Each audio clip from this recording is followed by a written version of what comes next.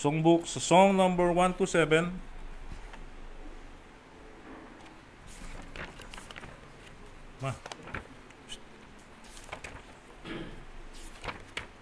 Song number 127.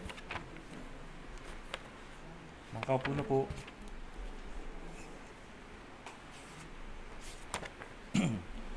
We'll work till Jesus comes. Song number 127. We'll work till Jesus comes.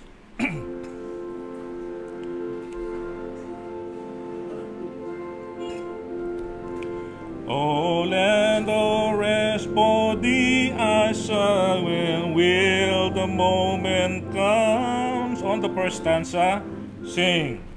O land of rest for thee I shall will the moment come, when I shall lay my armor by and dwell in peace at home. We'll work till Jesus come. We'll work till Jesus come. We'll work till Jesus come. We'll work, we gather home. To Jesus Christ I fled for rest. He made me cease to roam, and lean for succor in his breast till he conduct me home. We'll work till Jesus come. We'll work till Jesus comes. We'll work till Jesus come. We'll be gather home. Last stanza. I sought at once my Savior's side, no more my steps shall roam. With him my bread that's clean inside, and reach my heavenly home. We'll work till Jesus come. We'll work till Jesus come. We'll work till Jesus come. We'll work, we gather home. Amen. Isa pa pong awitin sa song number 47, A Shelter in the Time of Storm. Song number 47.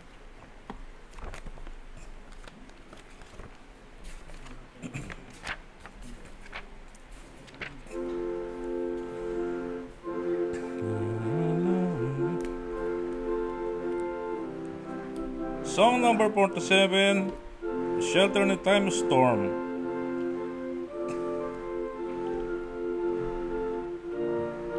On the first stanza, sing. The Lord our rock, in him we shall the time of storm. Secure whatever will betide us in the time of storm. Oh, Jesus in the rock, in a weary land, the weary land, the weary land. Oh, Jesus in the rock, in a weary land, a shelter in the time of storm. A shade by day, defense by night, a shelter in the time of storm. No fierce alarm, no period right, a shelter in the time of storm. Oh, Jesus in the rock, in a weary land, a weary land, a weary land. Oh, Jesus is the rock in a weary land, a shelter in the time of storm. Third stanza. The raging storm may run us, beat us, shelter in the time of storm. Will never leave us in retreat, a shelter in the time of storm. Oh, Jesus is the rock in a weary land, a weary land, a weary land. Oh, Jesus is the rock in a weary land, shelter in the time of storm. Last stanza.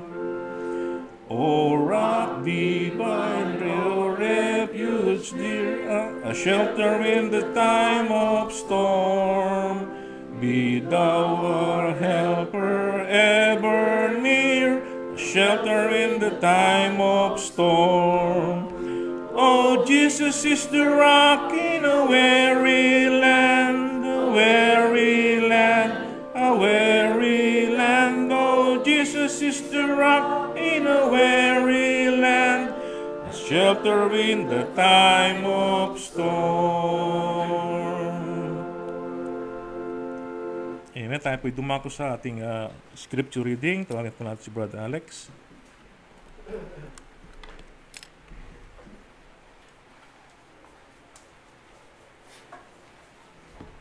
Magandang gabi po mga kapatid. Buksan po natin ang mga Bible sa Mark chapter 8.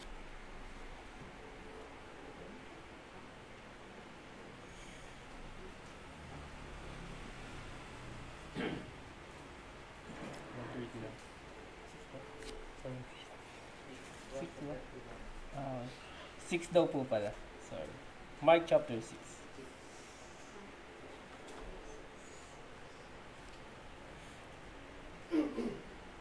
Basahin ko po sa King James Version mula verse 1 hanggang 31. And he went out from thence and came into his own country, and his disciples followed him. And when the Sabbath day has come, he began to teach in the synagogue, and many hearing him were astonished, saying, From whence hath this man these things? And what wisdom is this which is given unto him, that even such mighty works are wrought by his hands? Is not this the carpenter, the son of Mary, the brother of James, and Joseph, and of Judah, and of Simon? And are not his sisters here with us? And they were offended at him. But Jesus said unto them, The prophet is not without honor, but in his own country, and among his own kin, and in his own house.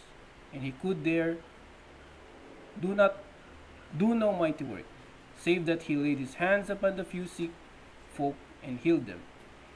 And he marveled because of their unbelief. And he went round about the villages teaching, and he called unto him the 12, and began to send them forth by two and two, and gave them power over unclean spirits, and commanded them that they should take nothing for their journey, save a staff only, no scrip, no bread, no money in their purse. But be shod with sandals, and not put on two coats. And he said unto them, In what place soever ye enter into an house, there abide till ye depart from that place. And whosoever shall not receive you, nor hear you, when ye depart thence, shake off the dust under your feet, for a testimony against them. Verily I say unto you, it shall be more tolerable for Sodom and Gomorrah in the day of judgment than for that city. And they went out and preached that men should repent. And they cast out many devils, and anointed with oil many that were sick, and healed them. And King Herod heard of this, for his name was spread abroad. And he said that John the Baptist was risen from the dead, and therefore mighty works do shew forth themselves in him. Others said, That is Elias. And others said, That is a prophet, or as one of the prophets. And when Herod heard thereof, he said, It is John, whom I beheaded. He is risen from the dead. And Herod himself had set forth, and laid hold upon John, and bound him in the prison for Herodias' sake, and brother Philip's wife, for he had married her. For John had said unto Herod, It is not lawful for thee to have thy brother's wife. Therefore Herodias had a quarrel against him, and would have him killed, but she could not. For Herod feared John, knowing that he was just a man and unholy. and observed him, and when he heard him, he did many things and heard him gladly. And when a convenient day was come, that Herod on his birthday made a supper to his lords, high captains, and chief estates of Galilee. And when the daughter of the said Herodias came in, and danced, and pleased Herod, and came that sat with him, the king said unto the damsel, Ask of me whatsoever thou wilt, and I will give it to thee. And he sware unto her, Whatsoever thou shalt ask of me, I will give it thee, unto the half of my kingdom. And she went forth and said unto her, Mother, what shall I ask? And she said, The head of John the Baptist. And she came in straightway with haste unto the king, and said, saying, I will that thou give me by and by in a charger the head of John the Baptist. And the king was exceeding sorry, yet for his oath's sake, and for their sakes which sat with him, he would not reject her. And immediately the king sent an executioner, and commanded his head to be brought. And he went and beheaded him in prison, and brought his head in a charger, and gave it to the damsel, and the damsel gave it to the mother. And when his disciples heard of it, they came and took up his corpse, and laid it in the tomb. And the apostles gathered themselves together unto Jesus, and told him all things, both what they had done, and what they had taught. Last verse, and he said unto them, Come ye yourselves apart into the desert place, and rest a while, for there were many coming and going, and they had no leisure so much as to eat.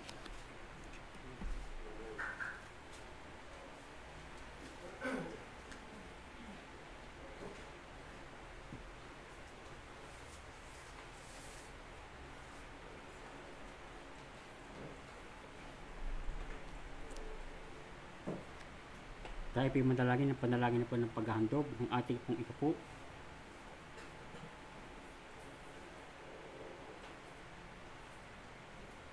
At mga kaloob, sa tunay na simbahang itinayo po ng ating Panginoong Jesucristo. Purihin ka, O Panginoon, na Diyos ng Israel, magpakailan-kailanman.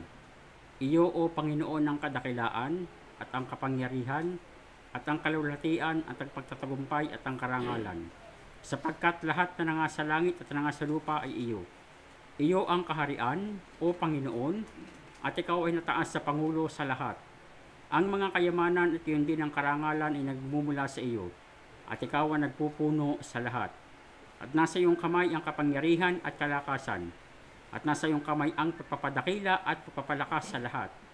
Kaya't ngayon, aming Diyos, kami inapasasalamat sa iyo at aming pinupuri ang iyong malawalhating pangalan. Ngunit sino kami na kusang makapaghandog sa ganitong paraan? Lahat ng bagay ay nagmula sa inyo, at ibinabalik lamang namin sa inyo ang ibinigay niyo sa amin. Sapagkat kami ay mga dayuhan at manlalakbay sa harap mo, gaya ng lahat ng aming mga ninuno. Ang aming mga araw sa lupa ay gaya ng anino at hindi magtatagal. O Panginoon naming Diyos, lahat ng kasaganaang ito na inihandog namin ay nagmumula sa iyong mga kamay, pagkat lahat ng bagay ay sa inyo. Alam namin, aming Diyos, na iyong sinisiyasat ang puso at nalulugod kayo sa katapatan. Sa katwiran ng aming mga puso ay kusang loob at walang pag-iimbot na inihandog namin ang lahat ng bagay na ito. At lubos kami nagagalak sa kusang loob na paghahandog na ito ng inyong mga anak. O Panginoon, Diyos ni Abraham, Isaac at Israel, ang pagnanasa nawang ito ay panatilihin ninyo sa puso naming lahat at manatili nawa kaming tapat sa inyo. Amen. Hango mula sa libro ng Unang Kronika, Kapitulo 29, versikulo 10 hanggang 18.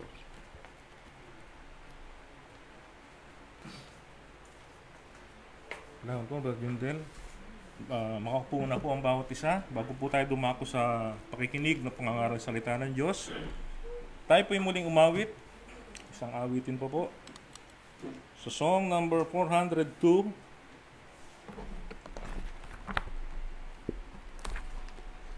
Song number 402 sa inyo po mga hymnals.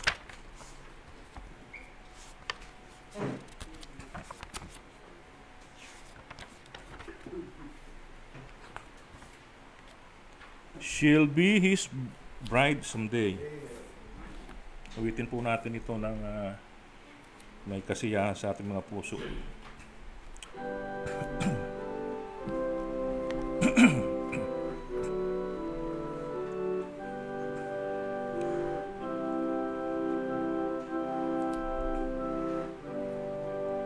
She'll be his bride someday.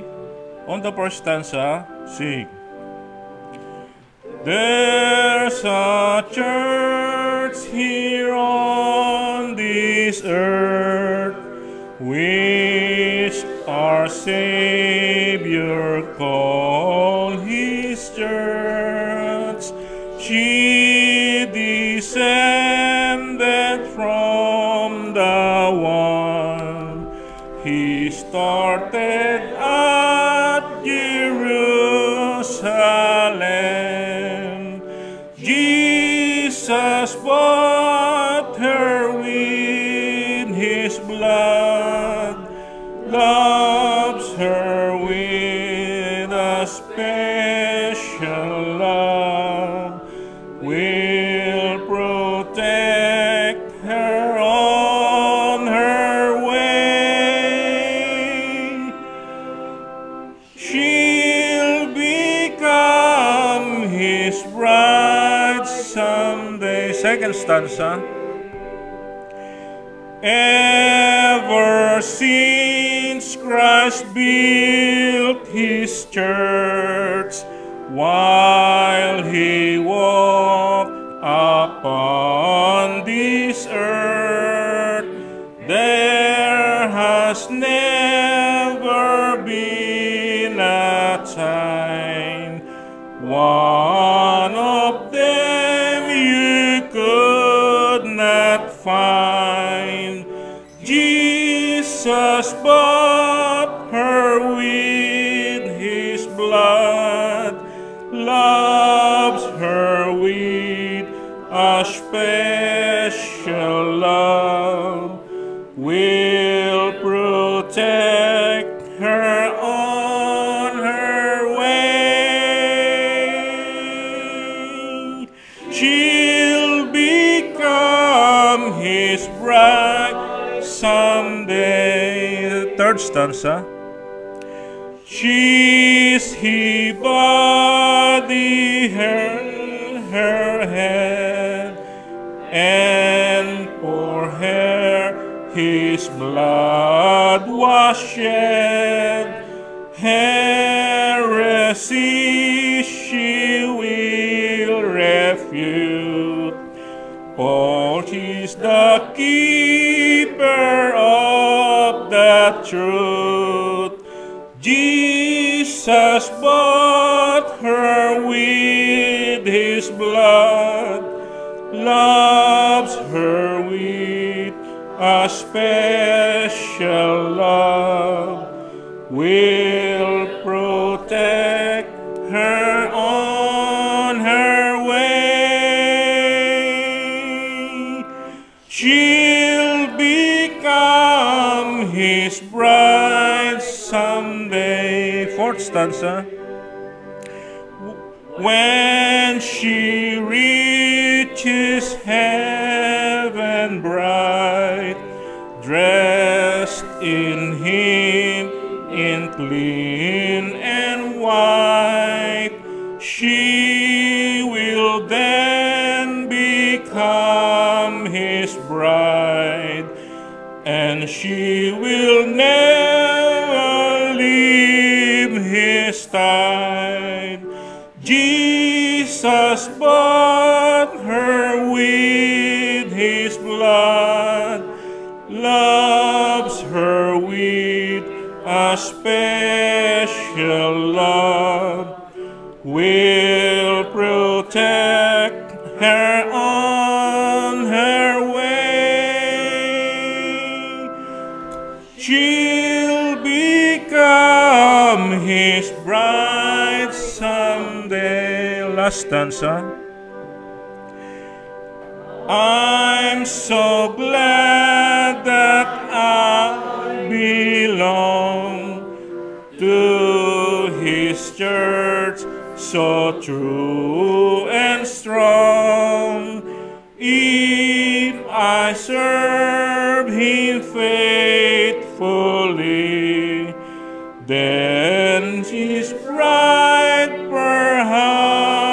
I'll be.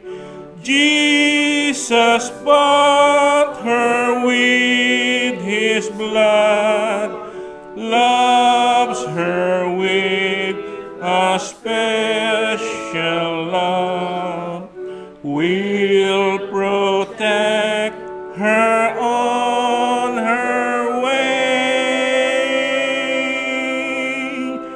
She'll become his bride someday.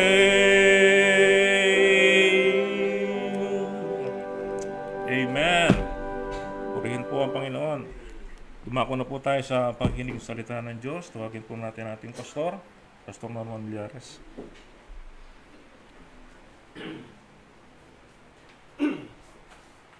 Mapagpalang gabi sa inyong lahat. Tayo po ay muling tumayo.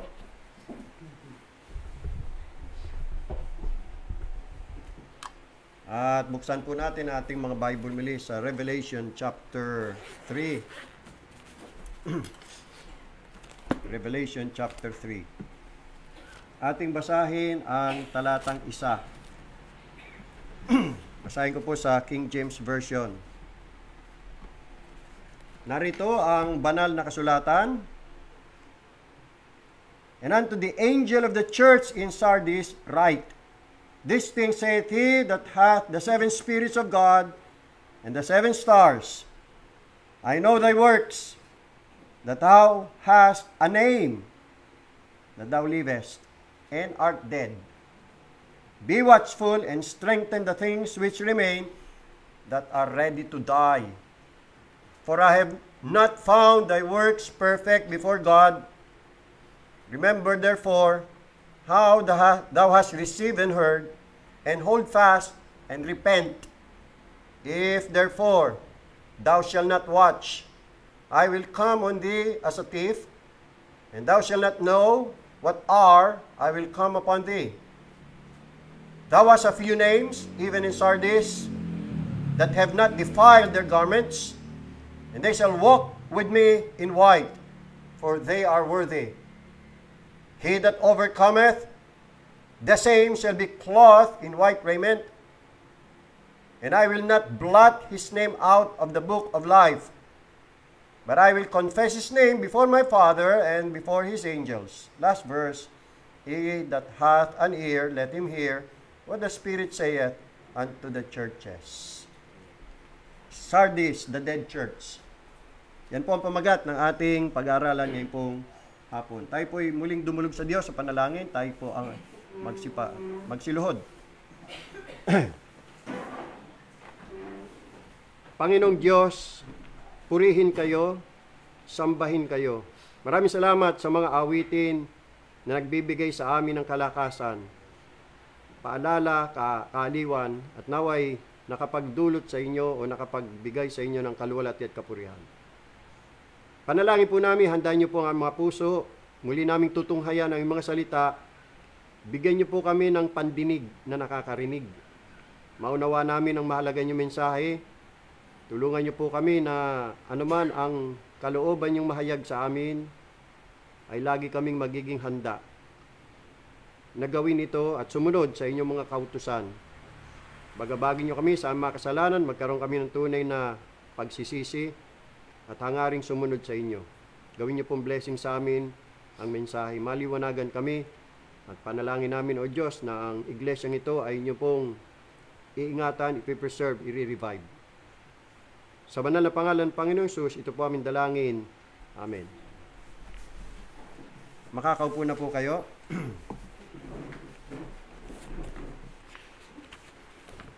Muli, meron akong tanong. Ang isa bang church na na-convert sa doctrines of grace at nakakuha ng proper authority sa isang church ay maituturing bang church ng Panginoon? Halimbawa, ang church ay dating Armenian Baptist, na-convert sa doctrines of grace, nakakuha ng proper authority, tapos pinalitan ng pangalan. At ang pangalan ay naging Sovereign Grace Landmark Baptist Church. Ang tanong, Church na ba ng Panginoon yon? Ano sagot nyo? Ako po, ang sagot ko dyan, hindi. Hindi po. Bakit po? Maaring Sovereign Grace Landmark Baptist Church siya sa pangalan. Pero para sa Panginoon, it is a dead church.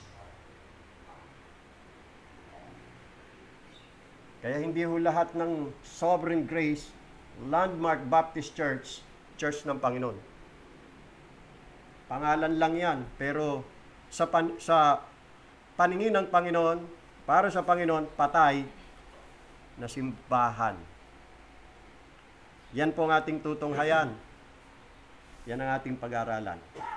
Ang Ephesian Church, iniwan ang kanyang first love. Ang Smyrna Church ay kinalaban ni Satan sa labas. Yung Pergamos Church, yan po ay isang liberal church, yan po ay isang worldly church, a compromising church na binubuo ng isang mixed membership. The church and the world were mixed together. Yung Thyatira Church, meron siyang Jezebelisim or womanitis. Ang Sardis Church was a dead church. Yan ang kalalagayan ng karamihan sa mga iglesia sa ating panahon, mga patay na simbahan. Now, tingnan po natin yung church. Ito ay Sardis. Itong church na ito ay, ang founder ng church na ito, hindi sinabi kung sino Wala pong binagid po dito. Maaring ito po ay bunga ng pagpapagal ni Apostol Pablo or ilan sa mga kasama ni Pablo sa kanyang missionary team. Now, ito pong church na ito ay lubhang na impluwensyahan ng kanyang lipunan o yung mga nakapaligid sa kanya. Kaya maaari po na whenever you find wealth, you will almost always find worldliness. Maaring yan ang dahilan kung bakit itong church na ito ay naapektuhan ng kamunduhan. Now, ang city ay Sardis. Ang Sardis po ay about 40 kilometers from Thyatira and about 96 kilometers from Pergamos and about 80 kilometers east ng Smyrna. Again, sa ating pagbabahabahagi nitong mga talata, makikita natin ang 4, 5 o 6 na bagay. Una, the introduction of Christ. Makita natin verse 1. Pangalawa ay the condition of the church. In verse 1 pa rin. At pangatlo, the command of Christ. Sa verse 2 and 3. And then the warning of Christ. Sa verse 3. And number 5, the comfort of Christ in verse 5. So let's begin the introduction of Christ. Ang mensaheng ito ay nanggaling po kay Jesus Christ. Now, si Jesus Christ po ay inilarawan bilang may 7 spirits of God. Look at that in verse 1. And unto the angel of the church in Sardis write, these things saith he, referring to Jesus Christ, that hath the 7 spirits of God. Now, nabanggit na po ito in chapter 1 verse 4. Tingnan po natin. In chapter 1 verse 4, ganito ang ating mababasa. John, to the 7 churches which are in Asia, grace be unto you and peace from him who is and who was and who is to come, and from the 7 spirits who are born before, or who are before his throne.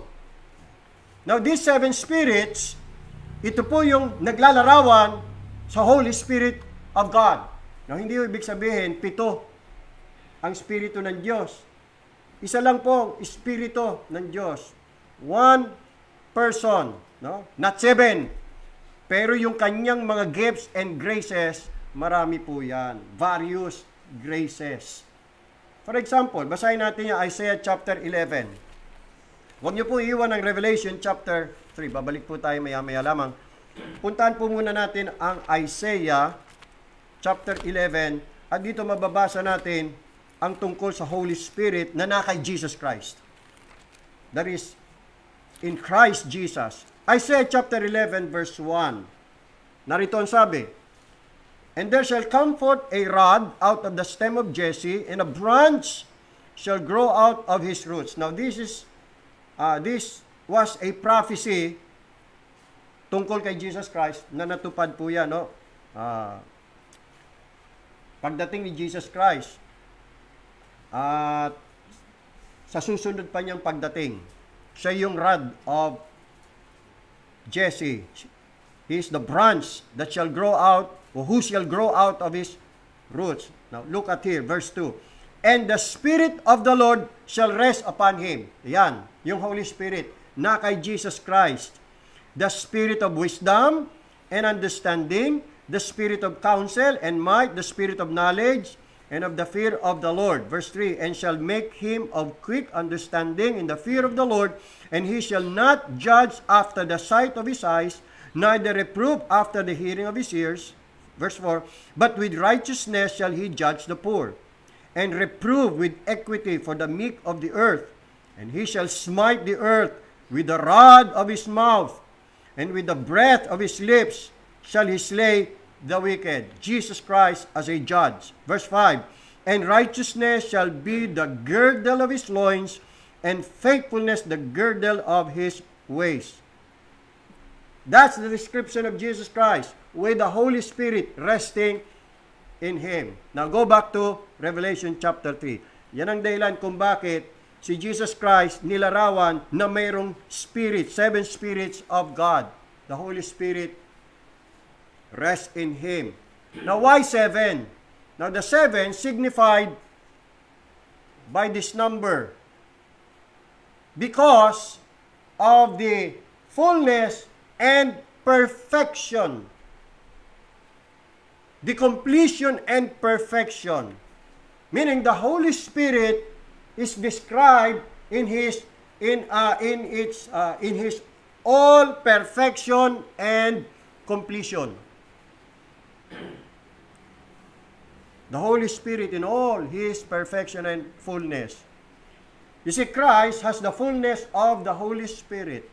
Now, yung mga Holy Spirit na kay Jesus Christ, si Jesus Christ, tinataglay niya ang kalubusan, ang kaganapan ng Espiritu ng Diyos. Now, 7 is the number of God. 7 is the number of God. At yan ay nagsimpula sa creation.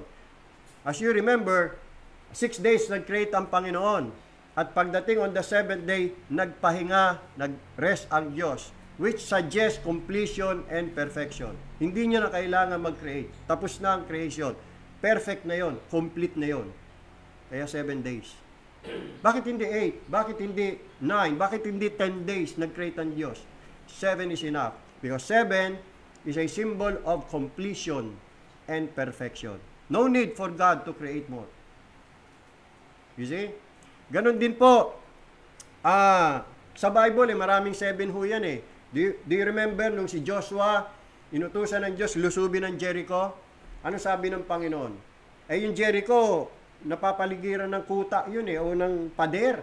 Malaking pader. Paano nila matatalo yung kaaway? Ang lalaki ng pader nun. Matataas, tapos malalapad.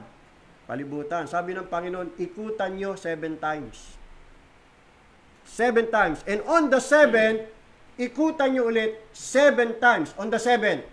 On the 7th day, ikutan nyo 7 times. Na nangunguna ang 7 priests na may 7 trumpets. Kaya nung dumating sila sa kahuli-huli ang pag-iikot, yung ikapito, ano nangyari sa pader? Bagsak. Completion. Perfection. Okay? Oras na para yung pader ay magiba. Completion yun. Natapos nila. Naalala ho ninyo si Naaman, yung Syrian, yung may kaitungin. Yan. Di ba para siya gumaling, may kaitong siya eh.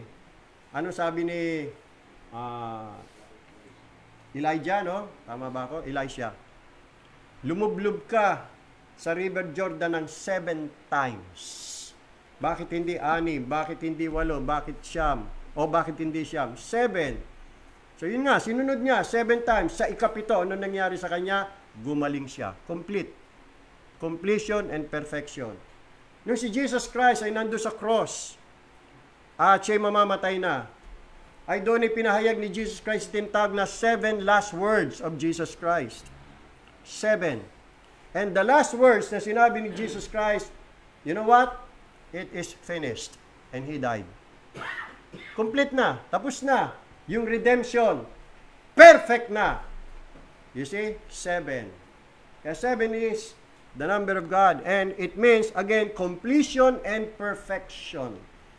Sa Revelation, madaming 7 dyan. Ayan, 7 churches, 7 stars. Diba? 7 seals, 7 trumpets, 7 vials o bowls of God's wrath. Na pagka yun ay natupad, yun yung 7 symbolizes the completion and perfection or the fullness of God's judgment. Tatapusin yung 7 yun, 7. At hindi matatapos ang kahatulan ng Diyos hanggat hindi nabubuhos yung 7 mangkok dito sa lupa. So 7 symbolizes completion and perfection. Now, in-apply to sa Holy Spirit. The 7 spirits of God, meaning divine perfection of the Holy Spirit. Ang Holy Spirit, meron din siyang 7 gifts. Normally, 7 gifts yung mga kaloob ng banal na Espiritu. So the Spirit is described in all His perfection and fullness. And Christ has the fullness of the Spirit. At ganun din, 7 churches, may kaugnayan din po ito dahil sa 7 iglesia. So nakita po natin dito ang perfection ng Holy Spirit at ni Jesus Christ. Secondly, si Jesus Christ ay may 7 stars. Now, nabanggit din po ito in chapter 1 verse 16. Chapter 1 verse 16, nabanggit na yan. And He had in His right hand 7 stars, and out of His mouth went a sharp two-edged sword, and His countenance was as the sun shineth in its strength. Again, in verse number 20, the mystery of the 7 stars which thou sawest in my right hand, and the 7 golden candlestick, lampstands.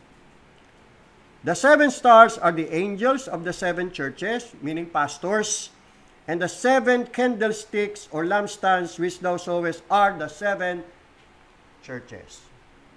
So these are pastors. So ibig lang sabihin yan mga kapatid, Christ alone can empower the 7 stars. Christ alone can empower His messengers, His pastors. Yan o. Nabanggit 7 spirits of God. Nabanggit 7 stars. Wala kayo na po na. Bakit hindi nabanggit yung 7 lampstands? Bakit hindi nabanggit yung 7 golden candlesticks? And again, ano ba ibig sabihin ng 7 lampstands or 7 candlesticks? The churches. Ba't hindi binanggit yung mga churches? Nabanggit na rin laang yung 7-7. Diba? Nabanggit yung mga 7 churches, 7 stars, 7 spirits of God. Pero bakit hindi nabanggit yung kapansin-pansin walang 7 golden candlesticks? Why the omission? Ano ibig sabihin nito? Nahirapan ba si Jesus Christ na ituro ang simbahan sa Sardis bilang angkop na kinatawan niya? Nahirapan ba si Jesus Christ? Para bang hindi na binanggit yung Sardis Church bilang kinatawan ni Jesus Christ May problema kasi sa simbahang ito. Now, si Jesus Christ po ang liwanag at buhay ng iglesia. Ang isang iglesia na wala ang Panginoong Hesus ay isang madilim at patay na iglesia. Kung si Jesus Christ ay siya ang buhay, at kung wala siya sa church, di yung church patay, walang buhay Kung si Jesus Christ ang liwanag at wala siya sa church, di yung church madilim. Tama? Yan. Si Jesus Christ po ay iniharap sa iglesia sa Sardis bilang pinagmumulan ng liwanag at buhay. At ang pagkakaiba, mga kapatid, sa pagitan ng isang patay at madilim na iglesia at ng isang buhay at maliwanag na iglesia, ang pagkakaiba ay ang presensya ng Espiritu ni Kristo. Kaya dyan makikita natin yung kahalagahan na ang isang church nasa tama at naroon ang presensya ng Espiritu ni Jesus Christ. Kasi kapag wala sa iglesia ang presensya ng Espiritu ni Kristo, ang iglesia po ay may tuturing na madilim at patay. Patay na iglesia. Walang liwanag, madilim.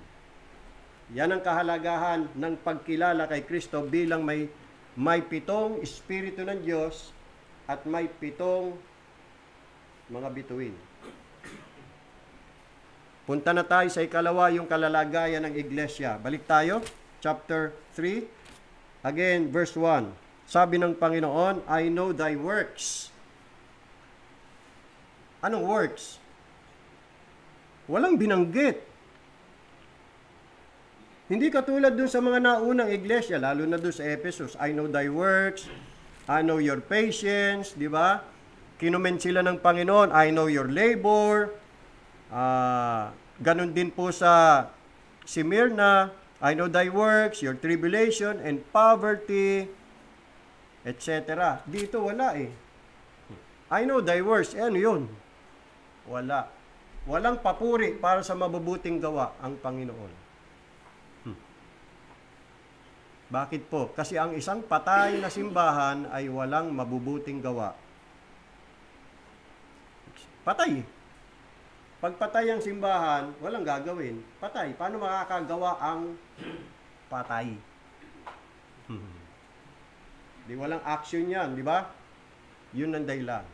And then sabi ho, that thou hast a name, that thou livest. So ipinapahayag ng simbahang ito, ng iglesyang ito, na meron siyang tunay na spiritual na buhay. Pero ang problema, pangalan lang yan. Isa lang pangalan. Sa makatwid siya ay isang mapagkunwari. Ito po ay isang pakunwari at isang kakutsaan.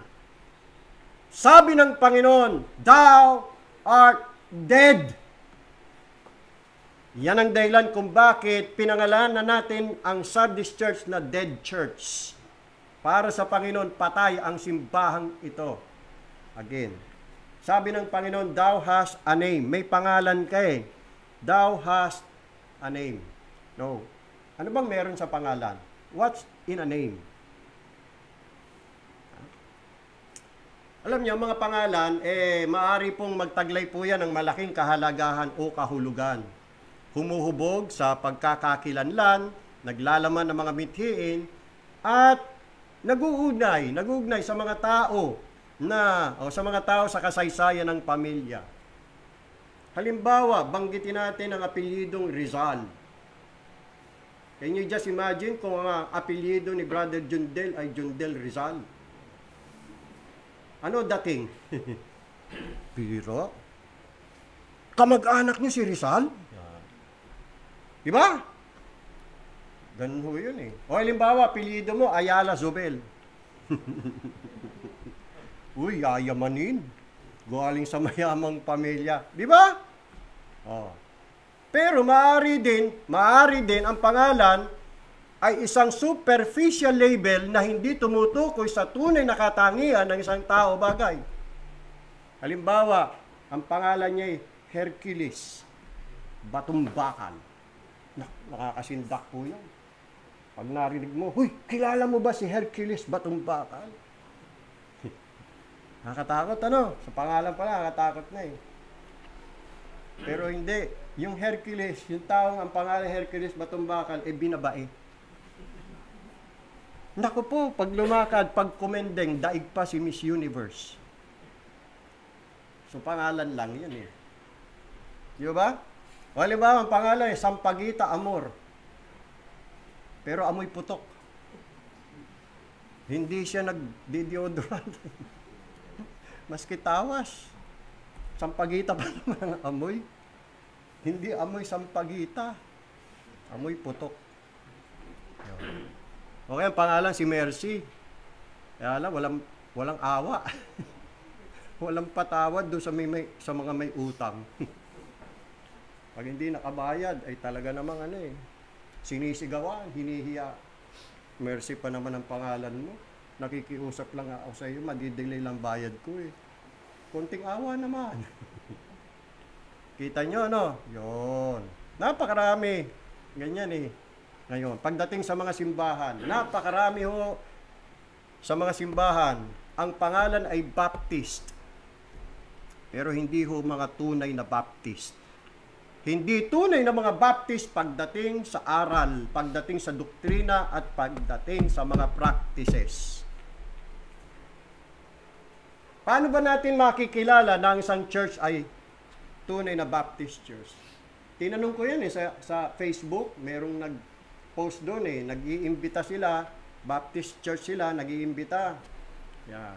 Sabi ko, tunay ba kayong Baptist? Paano ba nakikilala na ang isang church ay tunay na Baptist?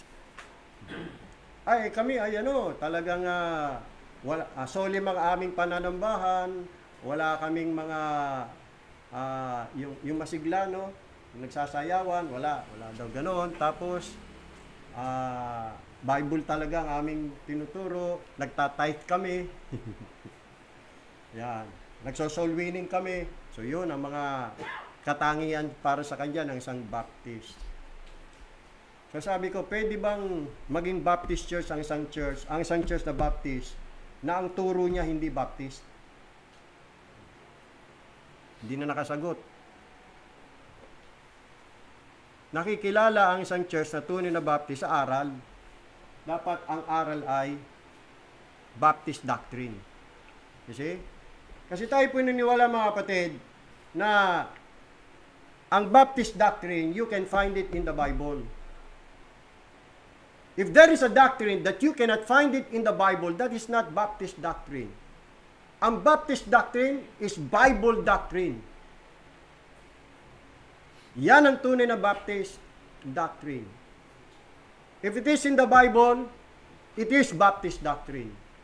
If you cannot find it in the Bible, it's not Baptist doctrine. So nakikilala ang church na Baptist sa teachings and then sa practices. For example, Bible Baptist ang pangalan, Bible Baptist Church. Pero hindi naman talaga Biblia po ang kanilang batayan eh. Kasi pag tinanong mo, saan sa Bible yung turo ninyo? Saan sa Bible yung aral ninyo? Wala naman. Nag-Bible pa kayo. Wala ka naman may pakita sa Bible. O yung pagpapatanggap, saan sa Bible yan? Ba't kayo nagpapatanggap? Saan nyo nabasa yan? Si Jesus Christ ba nagpatanggap? Yung mga apostles ba nagpatanggap? Kung wala yan sa Bible, ba't meron kayo yan? Saan nyo kinuha yan? Maliwanag, hindi kayo talaga sa Bible. You see? May mga Baptist naglo-Lord Supper sa umaga. Kaya nga Lord Supper eh. Hindi naman sinabi Lord's Breakfast. Ba't mo babaguhin yun? O kita nyo ginagawa, wala sa Bible. May sa umaga nagbabanal na hapunan, kaya nga hapunan ho yan eh.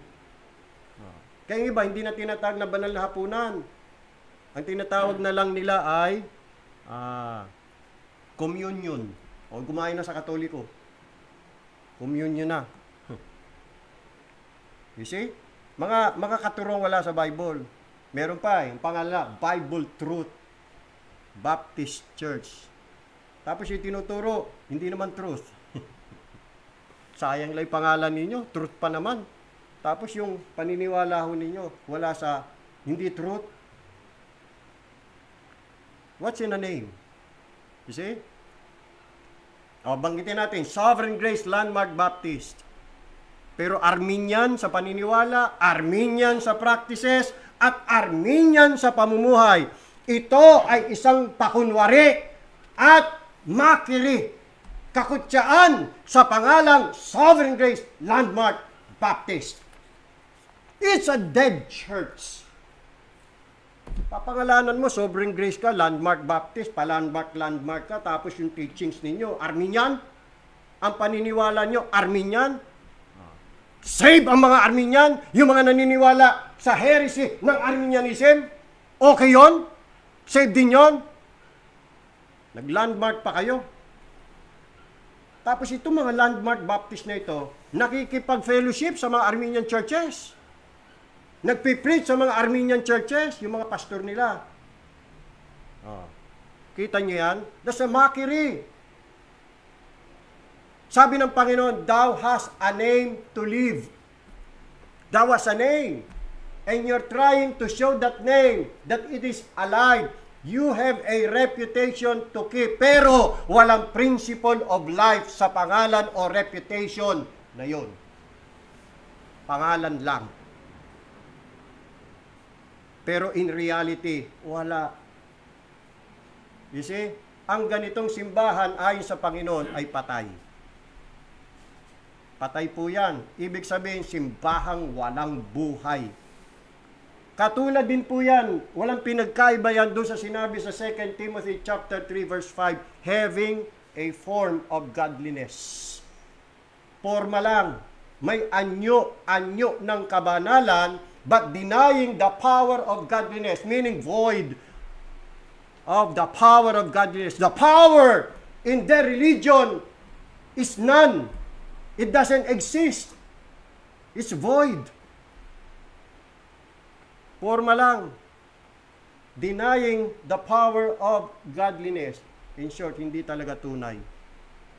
Maraming simbahan ganyan. Empty profession of faith. Empty church. So, ang lesson dito mga kapatid, we must live up to our names. Live up to your name. Pag sinabi mong Kristiyano ka, patunayan mo nga Kristiyano ka. Mamuhay ka nakarapat-dapat sa pangalang Kristiyano. Sabi mo Kristiyano, tumataya ka sa loto, nagsusugal ka, sasabong, yun, Kristiyanong sabungero. Di ba? Yung ba Kristiyano? Tagasunod ni Kristo? Panginoon Kristo, hindi nagsugal, hindi nagsabong. Ikaw sabihin mo, follower ka ni Jesus Christ. Ba't ganun ginagawa mo? You see? Live up to your name. Kung ikaw, sinasabi mo, anak ka ng Diyos, gawin mo ang mga bagay o gawain na angkop o naayon sa pagiging anak ng Diyos. Hindi yung anak ng Diyos, tapos ang ginagawa ay mga gawain ng demonyo, gawain ng diablo. You see? May pangalan na sinisikap na sinasabing yung pangalan na yan ay totoo o tunay, may reputasyon, kaso, patay. Kasi yung ginagawa, hindi ayon doon sa pangalan. Ganon din naman. Sinasabi mong Sovereign Grace Landmark Baptist ka. Wala namang grace. Diba? Katulad nun, yung mga miyembro, nagpapaalam na Kasi nga, magkaiba na ng paniniwala doon sa kanilang church, sa kanilang pastor. Ang ganda-ganda ng pagpapaalam Para nga maiwasan na ang awayan, gulo, dahil sa pagkakaiba ng paniniwala, namamaalam na. Friday nagpaalam. Yung mga miyembro, hihiwalay na sa church para maiwasan ang pag-aaway, pagtatalo. Linggo, sinibak ng simbahan, dinisiplina. Walang biyaya. Kumbaga, nagpapaalam na para wala nang samaan ng loob. Nung tumalikod, tinaga sa likod. Tapos sasabing sovereign grace. Asan ang grace? Bakit mo papalakulin? Bakit mo tatagain sa likod? Nagpapaalam na nga Ang ayos-ayos ng paalam. Wala daw sa Biblia yung ganun. Nagpapaalam? Hindi pwede yun? Ano yung kinukulong nyo?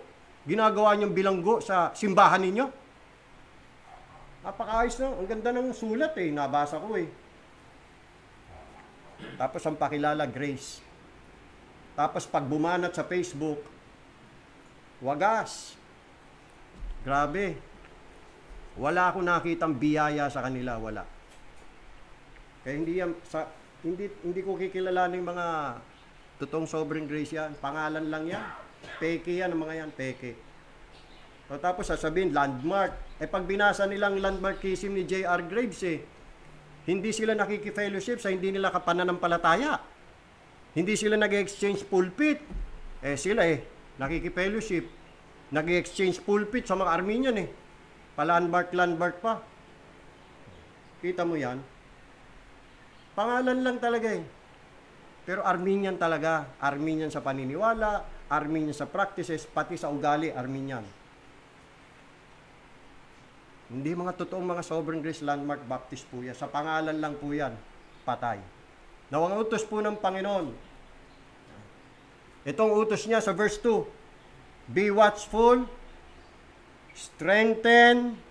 Tingnan niyo po yung mga verbs. Be watchful, strengthen the things which remain, that are ready to die, for I have not found thy works perfect before God. Verse 3, remember, therefore how thou hast received and heard, hold fast, and then lastly, repent. Isa-isay natin. Be watchful. Itong utos ng Panginoon sa iglesyang ito. The church needed to wake up.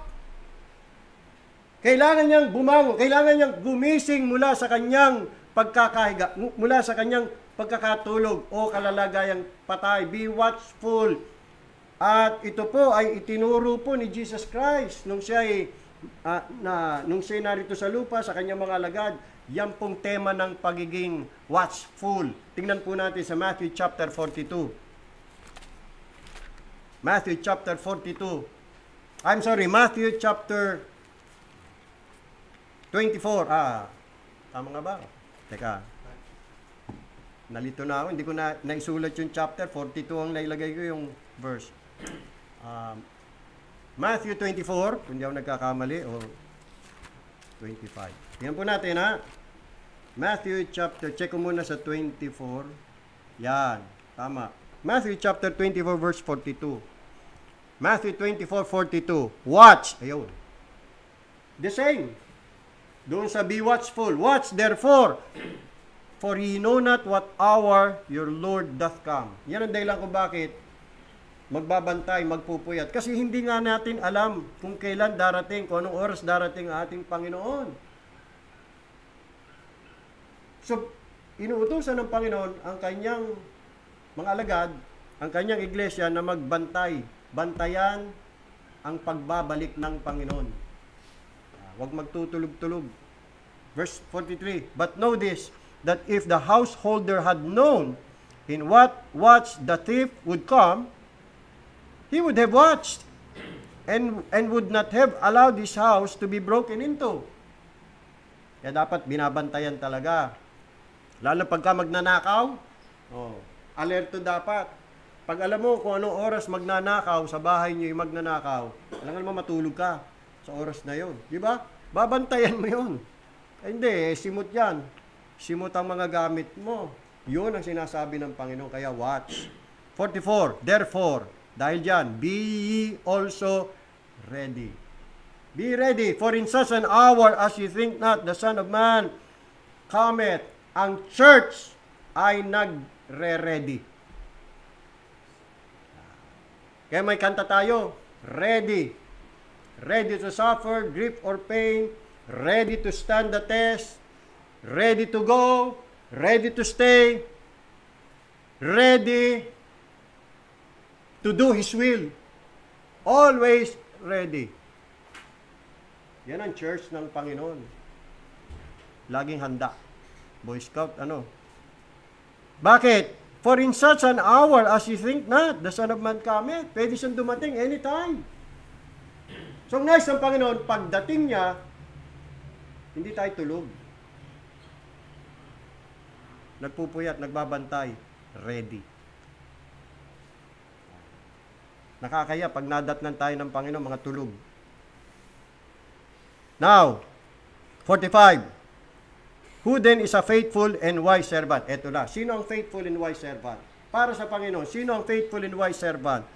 Whom his Lord hath made ruler over his household, to give them food in due season. Pagka-faithful pala, gagawin ng Panginoong ruler over his household. Yan. Gusto ba natin maging ruler? Sino sa inyo dito gusto maging governor? Someday, mayor? Ayan. Pwede matupad yan. Oo. Totoo po yan. Maging faithful lang po tayo.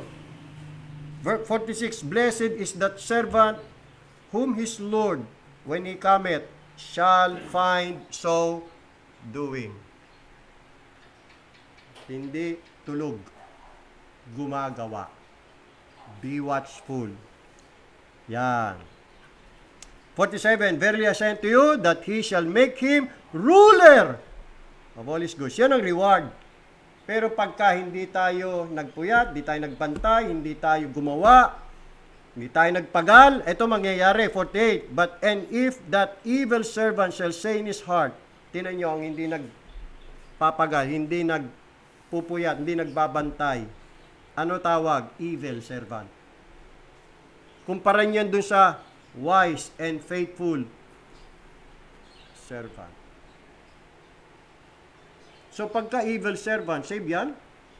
Hindi, di ba? But if that evil servant shall say in his heart, my Lord delayeth his coming, and shall begin to smite his fellow servants, and to eat and drink with the drunkards. Ayan. Sa halip na sumunod sa Panginoon, sa kanyang mga kautusan, at naglingkod sa Panginoon, ginawa ang kanyang sariling kagustuhan. Namuhay sa kalayawan, sa pita ng laman. Walang ginawa. Kaya mangyayari, verse 50, the Lord of that servant shall come in a day when he looketh not for him. Hindi nagbantay, hindi nagwatch. And in an hour that he is not aware of. Ano ang parusa? 51, and shall cut him asunder and appoint him his portion with the hypocrites. There shall be weeping and gnashing of teeth. I think hindi ito save. Hindi ito tunay na mananampalataya. Ano nakita natin mga kapatid? Tunay na mananampalataya, magbabantay, magpapagal, magpapatuloy, maglilingkod, aabangan ang pagdating ng Panginoon. Yun ang tunay na Kristiyano.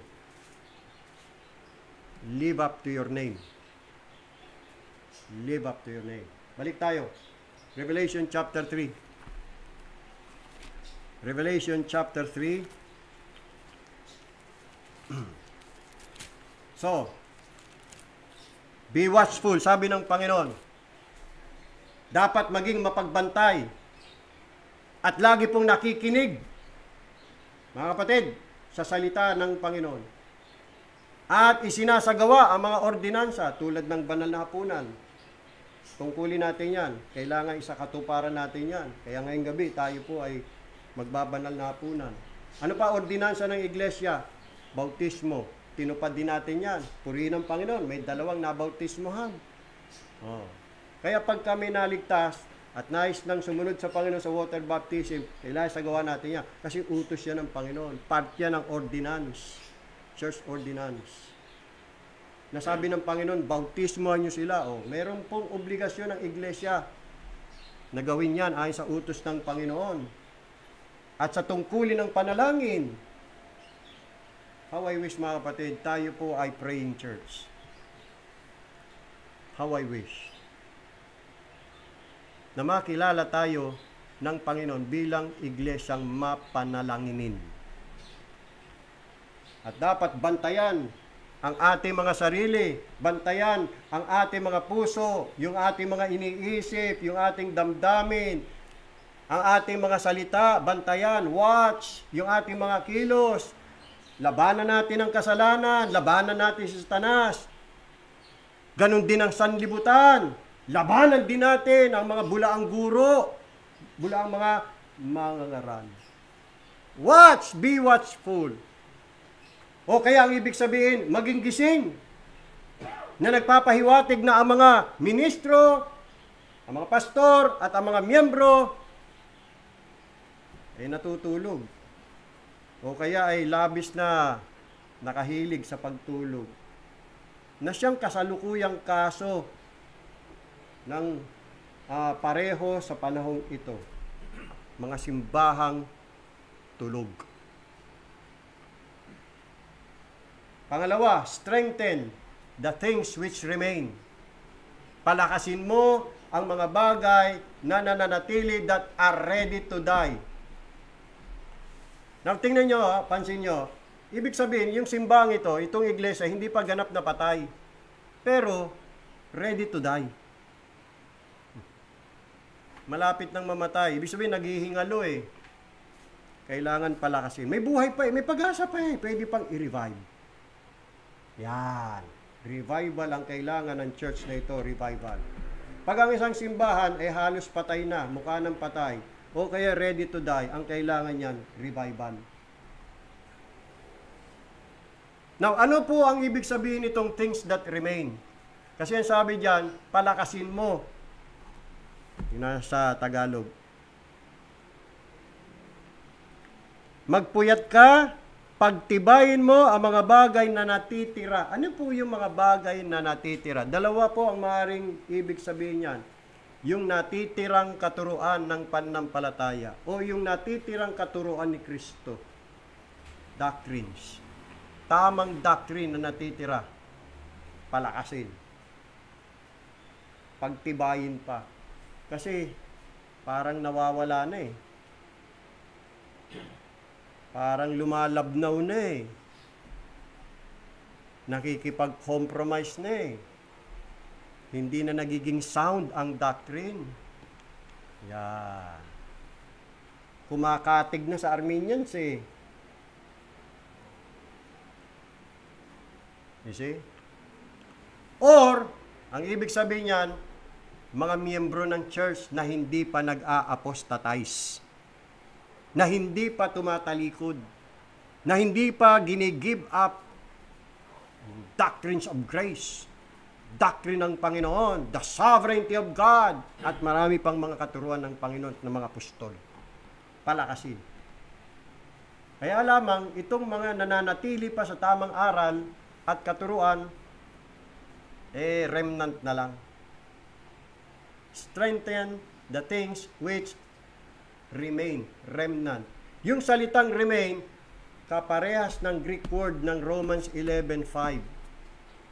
There is a remnant according to the election of grace. Loipoi. Yan. Nalabi. So sa church na ito, bagamat generally dead church, meron pang natitira na buhay. May konti pa. Pero malapit na rin mamatay. Ready to die. Na kung hindi palalakasin ito, i-strengthen, matutuluyan na rin. So naghihingalo. Yan ho yun. Ngayon, paano palalakasin? Indoctrination. Pagtuturo. Yun naman palagi tayo mga kapatid Doktrina, pagtuturo. Katulad doon sa Acts 18:23. Tingnan po natin bilang example. Yung ginawa po ni Paul. Gayahin natin yan. Acts 18:23. Sabi ho dito. Ito po yung isang mabisang kaparaanan para ang iglesia maingatan na wag ma-apostatize, wag mapunta sa mali. Doktrina, ituro. At nang makagugol na siya roon ng ilang panahon ay umalis siya at tinahak ang lupain ng Galacia at Phrygia na sunod-sunod na pinagtitibay ang lahat ng mga alagad. Yan. Papaano? Sa pamagitan ng pagtuturo, aral ng Panginoon. Yan po lamang ang makapagpapatibay sa isang iglesia. Ganon din po sa 1 Thessalonians chapter 3 verse 2. 1 Thessalonians 3:2.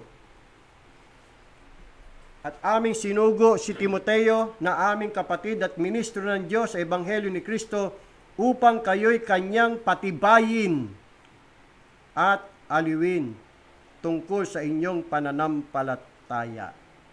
At yan ang dahilan kung bakit si Timothy, inutusan ni Pablo, preach the word.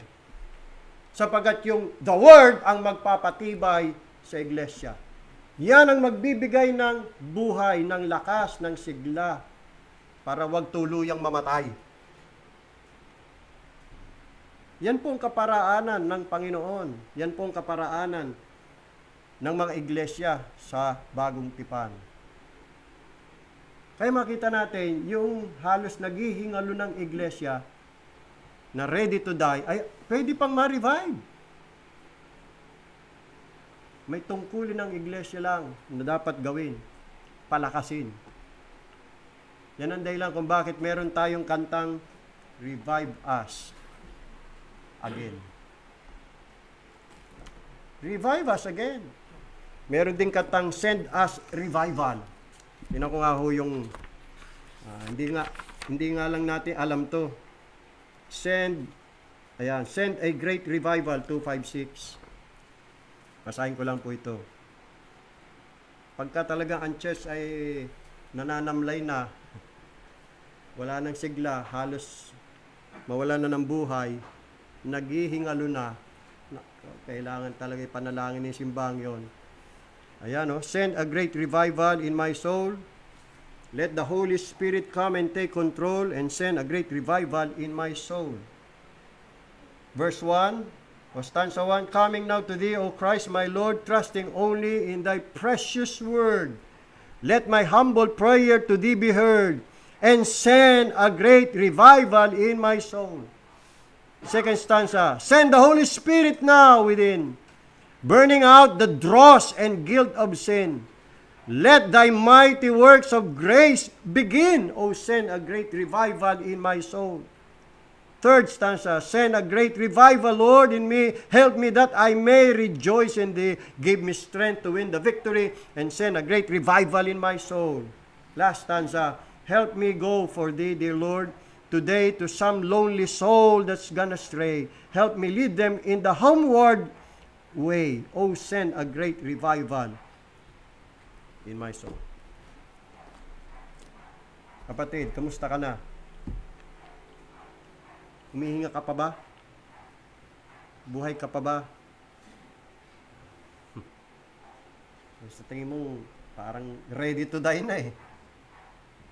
Manalangin ka. Lumuhod ka na sa Panginoon. Ipanalangin mo ito. Send a great revival in me. Huwag mong hayaan. Huwag mong ignore. Huwag mong baliwalayin. Delikado. Matutuluyan ka. Emergency na yan eh. Di ba pag ang tao wala nang pulso, wala nang heartbeat, ano ginagawa? Ni-resuscitate? CPR. Yes. Itinuturing po ng mga tao na isang krimen. Itinuturing ng mga tao na kriminal ang pag-iwan sa isang taong naghihingalo. Kung gayon, tiyak na labag sa kasulatan ang pag-iwan sa isang iglesia na naghihingalo o ready to die. Kailangan ma-revive. So dyan makikita nyo kahalagahan ng pagtuturo ng salita ng Diyos. Sapagkat ang salita ng Diyos ay nagbibigay ng buhay. Kaya huwag nyo pababayaan mga kapatid, yung daily Bible reading ninyo, yung anong tawag dito? Yung personal study nyo ng scripture, yung devotion. Read the Bible every day. Read. Meditate. Ang salita ng Diyos, pagkain ng ating kaluluwa. Kung gusto mong lumakas, sumigla, manatila ang buhay, gawin mo yan. Dahil pag pinabayaan mo ang kaluluwa mo, ready to die na yan. Wala na. Hindi ka tatagal. Hindi ka mananatili. Pagbalik ng Panginoon, dead bull ka na. Madatnan niya ka na. Dead bull, patay. Spiritually dead. Mahirap yan. Balik, Revelation chapter 3, sabi ng Panginoon, I have not found thy works perfect before God. Kulang pa. Ang saklap, ang sakit, biro mo sabihin niya ng Panginoon, I have not found your works perfect. Kaya pala, hindi sila pinuri ng Panginoon sa kanilang works.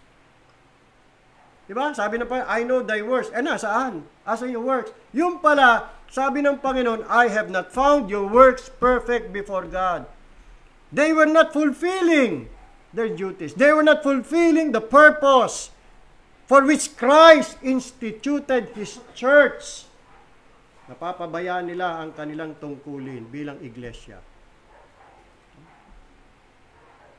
Sabi ng Panginoon, again, remember therefore, how thou hast received and heard. Pinapaalala sa kanila ng Panginoon yung kanilang natanggap at napakinggan. Ano yun?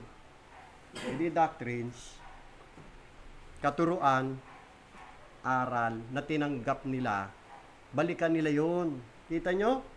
Yun ang magpapalakas sa kanila eh. Kailangan ng Sardis bumalik sa old paths, doon sa old landmarks.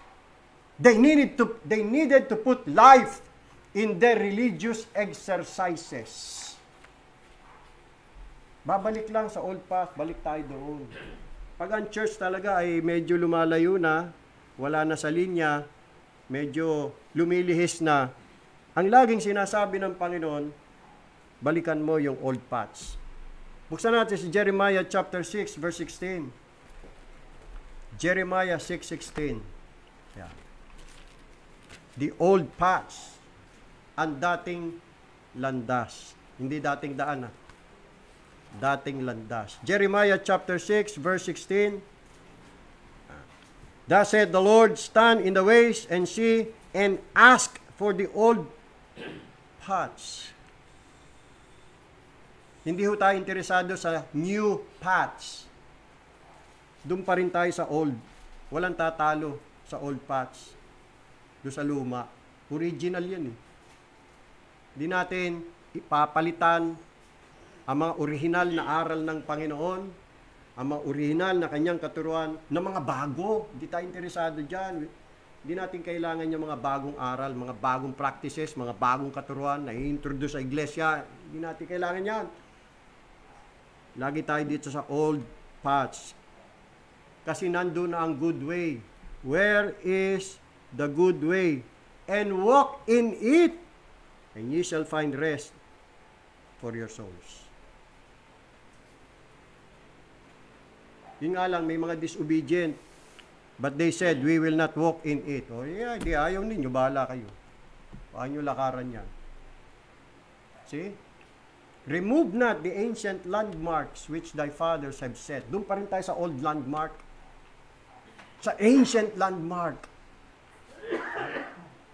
Hindi natin i-give up yan, mga kapatid. Next, Revelation. Balik tayo, Revelation chapter 3. Doon pa rin tayo sa verse number 3. Una, be watchful. Pangalawa, remember. Pangalawa ay strengthen. Pangatlo ay remember. Pangapat, hold fast. Nabanggit na ito sa chapter 2 verse 25. Nabanggit na hold fast. Ano yung hold fast? Tingnan natin yung chapter 2 verse 25. Hold fast. Sabi diyan, but that which ye have already hold fast till I come.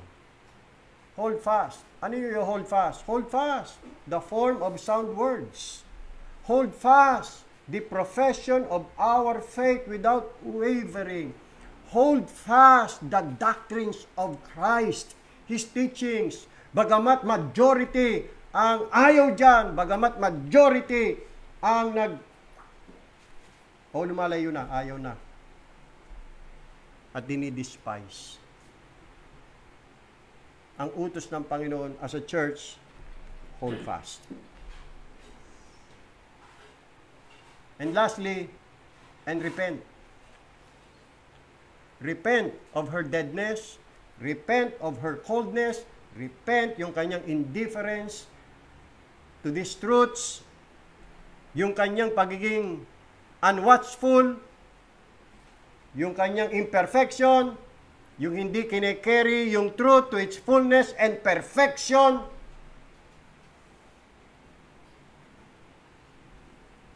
Yung hindi pananatili sa unang pag-ibig, sa liwanag at kaalaman, at hindi bumabalik sa old paths.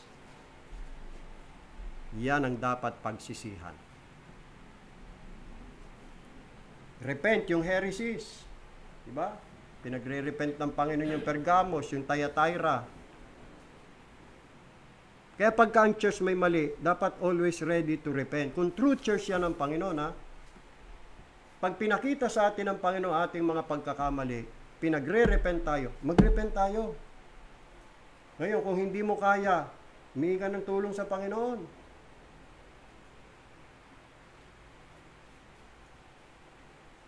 Ngayon, ang warning ni Jesus Christ, verse 3. If therefore thou shalt not watch, I will come on thee as a thief, and thou shalt not know what hour I will come upon thee. Diba nabasa natin kanina, Matthew 24, dumarating ang Panginoon parang magnanakaw. Parang, hindi sinabi ang Panginoon magnanakaw. Yung pagdating niya, ikinumpara sa pagdating ng isang magnanakaw. Meaning, unnoticeable. Without notice. Biglaan. Yan. So, darating ang Panginoon.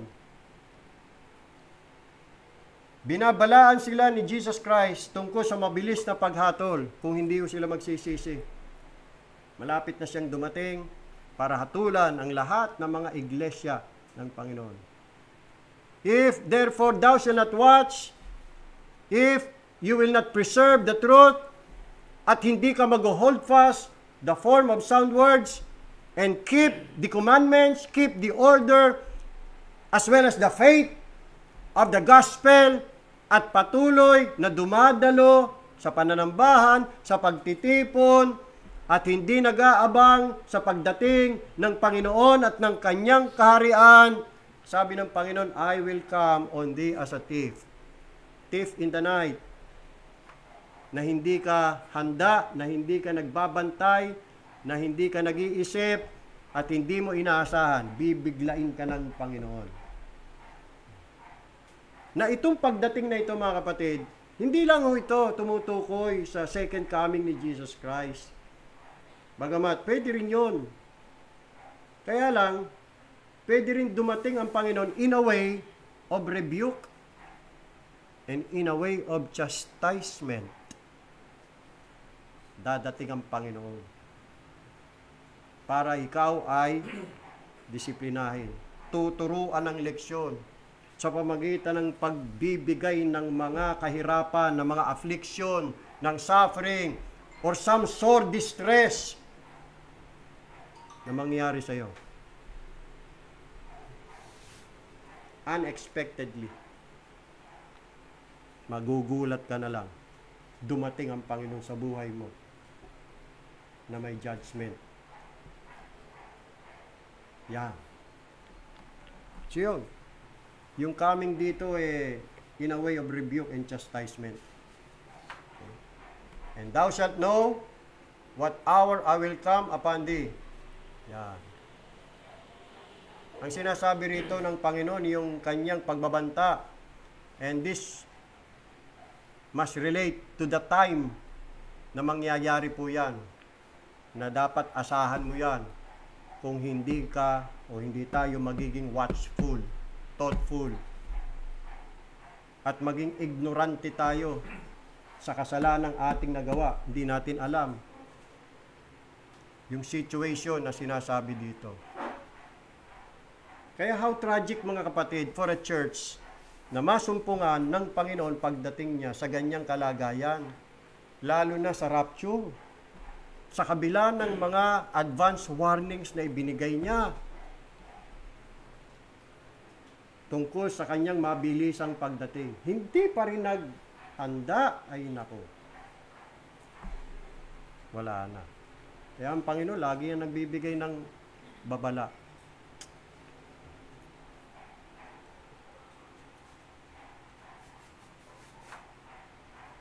Tayo ho, bilang church, mga kapatid, napakaganda itong ating pag-aaral about itong 7 churches. Nakikita ho natin yung kalalagayan natin sa salamin ng salita ng Diyos bilang iglesia. Bilang iglesia. Ano kaya, minsan inisip ko, ano kaya ang tingin ng Panginoon sa atin as a church? How do we rate? Ano ang ating kondisyon? Ano ang tunay na pulso ng iglesyang ito sa Panginoon? Evaluate natin, i-assess natin, mga kapatid. Yan ang purpose ng mensaheng ito para tayo ay maging handa.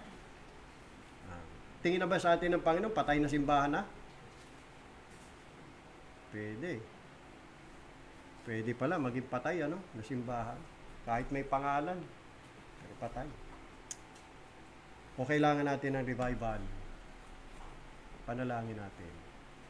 Hindi tayo pwedeng magsawalang kibo eh. Hindi natin pwede itong baliwalain, mga kapatid. Seryoso po kasi ang Panginoon. Seryoso. Nagmamahal siya, nagmamalasakit siya sa kanyang church. Kaya kung tayo rin ay nagmamalasakit sa iglesia, kailangan natin sumunod sa sinasabi ng Panginoon. Gawin natin. So, kamusta ang ating kalagayan? Ikaw, bilang kaanib ng iglesyang ito, kamusta? May pagkukulang ba tayo? Kung meron, kunin natin ang pagkukulang. Kung may nagawang kasalanan, magsisi tayo. At sundin natin ating Panginoon. Gawin natin kung anong pinagagawa niya sa atin. Repent. Repent. Nakapag-repent ka na ba sa iyong mga kasalanan? Ikaw ba ay meron ng kapatawaran ng Diyos? Napatawad ka na ba sa iyong mga kasalanan?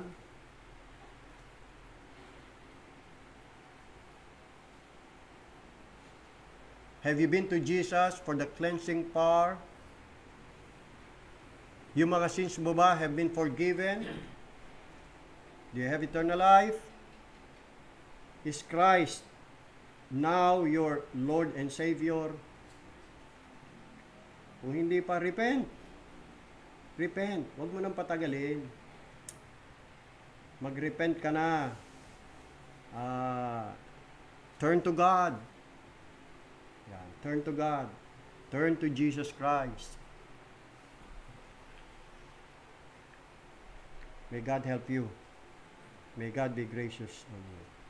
Praying for you, for praying for your salvation. Don't delay. Don't delay. Time is running out. Kung hanggang ngayon, di ka pa rin saved, hindi ka ba nababahala niyan? Hindi ka ba nag-aalala sa judgment na maaari mong danasin? So ano pang rason mo? Bakit pinatatagal mo pa? Bakit nagdi-delay ka pa? Nagpapatumpik-tumpik ka pa? Di ba? Habang may panahon pa, habang ang Diyos ay nagpapatawad ng mga kasalanan. Habang ang Diyos ay nagpapakita ng awa, samantalin mo. Dahil darating ang panahon, hindi na magpapakita ang Diyos ng awa, kundi puot, galit, sumpa, kahatulan. Kahabaganawa ng Diyos ang iyong kaluluwa. At gawin niya sa iyo, yung hindi mo kayang gawin sa iyong sarili. Pagpalain ng Panginoong Diyos ang mensahe sa ating mga puso. Tayo po'y manalangin.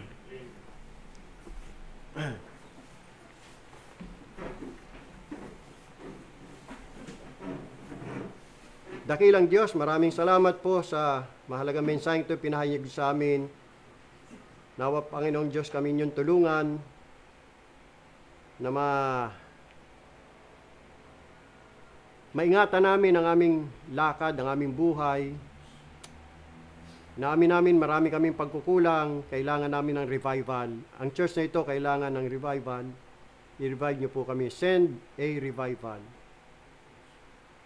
Tulungan niyo kami, Panginoong Diyos, na manatili, buhay, masigla, nagpapatuloy.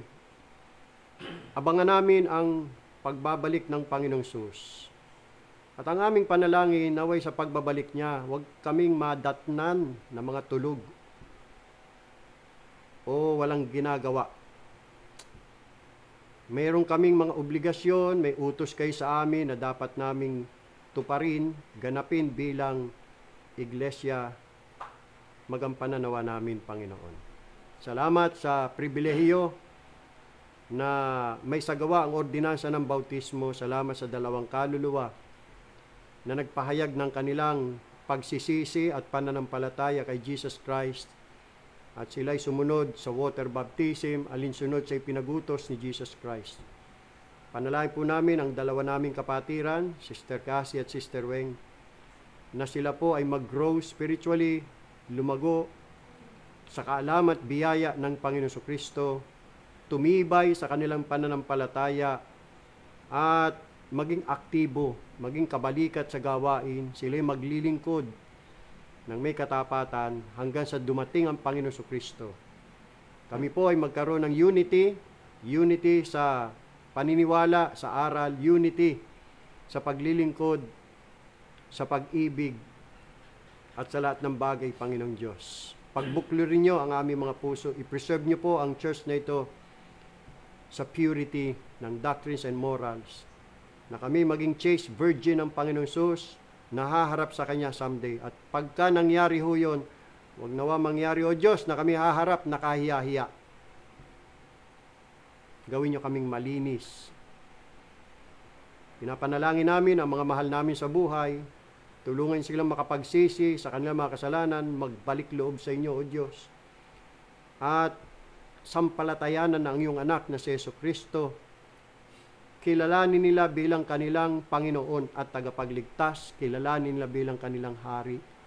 Tulungan niyo silang makasunod sa Panginoong Jesus. Mahabag kayo sa mga kaluluwa nila. Iligtas niyo sila mula sa kanilang mga kasalanan. At i-prepare niyo po kami, O Diyos, gawin niyo kaming karapat-dapat sa banal na hapunan. Dalangin po namin na ang pagpapala niyo po sa amin sa tuwing amin pong ginugunita ang kamatayan ng aming Panginoon Jesus, sa kadakilang ginawa niya para sa aming kaligtasan nung siya'y namatay sa krus, upang bayaran niya ang aming malaking pagkakautang sa pamagitan ng kanyang buhay, ang kanyang dugo na nabuhos sa krus, sa kapagpapatawad ng aming mga kasalanan. Maraming salamat po sa katapatan ng aming Panginoon Jesus. Ang lahat nito aming dalangin sa pangalan ng aming Panginoon Jesus. Amen. Tayo po'y dadako na sa ating Lord's Supper. Ganda po natin ating mga sarili. Tayo po ay kailangan lumahok na karapat-dapat. So ito'y oras din ang pag-confess ng ating mga kasalanan, mga pagkukulap, pagkakamali sa Panginoon. Ang Lord's Supper, ano yan eh, part din ng sanctification. Yan. Pagtutuwid, pagdidisiplina.